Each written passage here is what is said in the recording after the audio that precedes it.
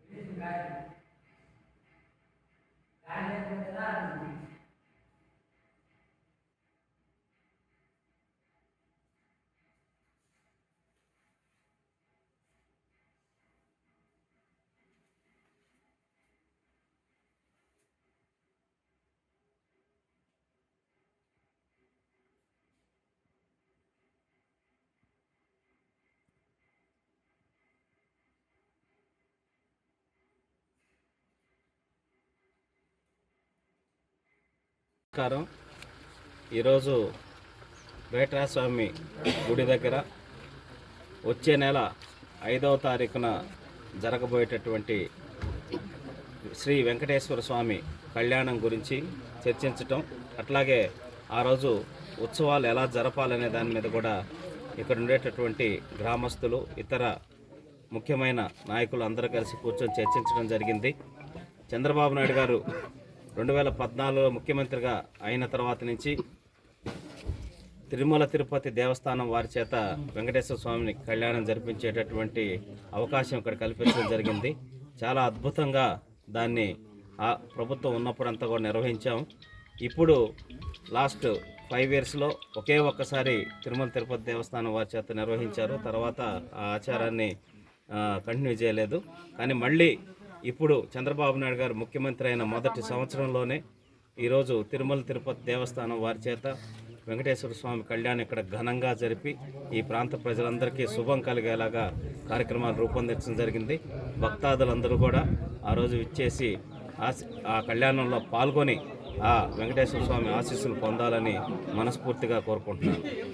మన తిరుమల వెంకటేశ్వర స్వామి ప్రతి కుప్పం కాన్స్టిట్యున్సీలో ఉండేటువంటి వాళ్ళు, తమిళనాడు వాళ్ళు, ఇక్కడ ఉండేటువంటి భక్తులందరూ కూడా ప్రతి ఒక్కరూనూ పోయి కళ్యాణోత్సవంలో శ్రీ వెంకటేశ్వర స్వామి కళ్యాణోత్సవంలో కూర్చోవాలంటే కొన్ని వేల ఖర్చు అయ్యిందిను వారు చూడలేకపోతున్నారు. కాబట్టి వీరందరికీ కూడా కళ్యాణ శ్రీ కలియుగ దైవం శ్రీ వెంకటేశ్వర స్వామి కళ్యాణం అందరికీ కూడా దర్శనం కావాలి. అది దగ్గరగా ఈ కళ్యాణాన్ని చూసే భాగ్యం కలగాలని శ్రీ బేటరాయి స్వామి కొండ వద్ద వెంకటేశ్వర స్వామి శ్రీనివాస కళ్యాణాన్ని ఏర్పాటు చేసినారు. భక్తులందరూ కూడా మీరు కలియుగ వెంకటేశ్వరుని అక్కడ పోయి కళ్యాణోత్సవం చూడలేరు కాబట్టి ఇక్కడికి విచ్చేసి ఈ కళ్యాణాన్ని వీక్షించి మీ జన్మ అంటే లోక కళ్యాణార్థం కళ్యాణం నిత్య కళ్యాణ వెంకటేశ్వరుడు అంటాం. ప్రతినిత్యము ఆయన కళ్యాణం జరుగుతుంది. అది లోక కళ్యాణం అంటే ఈ కళ్యాణంలో మనమందరూ పాల్గొంటే అందరికీ శుభం కలుగుతుంది, ఆయుర ఆరోగ్యాలు కలుగుతాయి, వంశాభివృద్ధి జరుగుతుంది, ఐశ్వర్యాలు వస్తాయి అనేసి పెద్దలు చెప్పిండే ప్రతీతి. కాబట్టి నిత్య కళ్యాణ శ్రీ వెంకటరాయ